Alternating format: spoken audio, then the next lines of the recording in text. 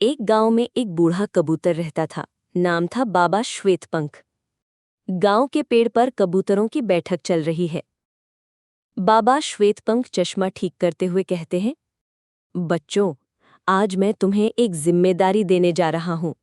हमारे पड़ोसी गांव नीलगढ़ में एक आवश्यक संदेश पहुंचना है। कौन तैयार है? बाकी कबूतर एक दूसरे को देखते हैं, थोड़े डरे हुए दिखते हैं। चीकू उत्साहित होकर बोलता है, मैं जाऊंगा बाबा, मैं ये संदेश ले जाऊंगा।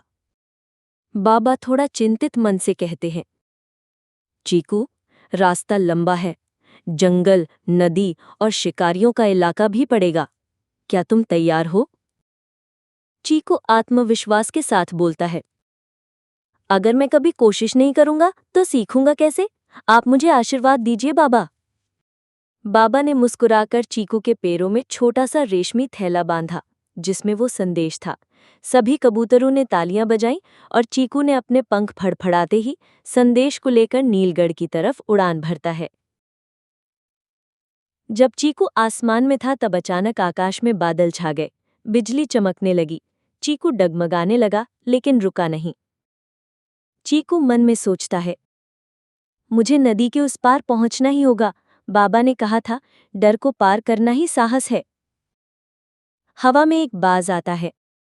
बाज धमकी भरे स्वर में कहता है, रुको कबूतर, ये मेरा इलाका है।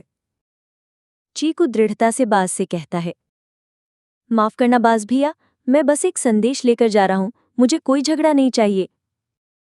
चीकू बाज से बचते बचाते एक पेड़ की ओट में छिपता है और जैसे ही मौका पाता है, एक तेज उड़ान भरता है और नदी पार कर जाता है। नीलगढ़ में संदेश पहुंचता है। गांव का सरपंच संदेश पढ़ते हैं और कहते हैं, यह तो बहुत जरूरी सूचना है। हमारे खेतों को खतरे से बचाने का तरीका इसमें लिखा है। सरपंच मुस्कुराकर चीकू से कहते हैं, तुम्हारा धन्यवाद बेटा, तुमने समय पर संदेश पहुंचाकर गांव की मदद की। चीकू मुस्कुराकर कहता है, मैंने तो सिर्फ अपना काम किया सरपंच जी। चीकू जब वापस अपने गांव आया तो सभी कबूतर तालियां बजा रहे थे। बाबा श्वेतपंख ने उसे गले लगा लिया।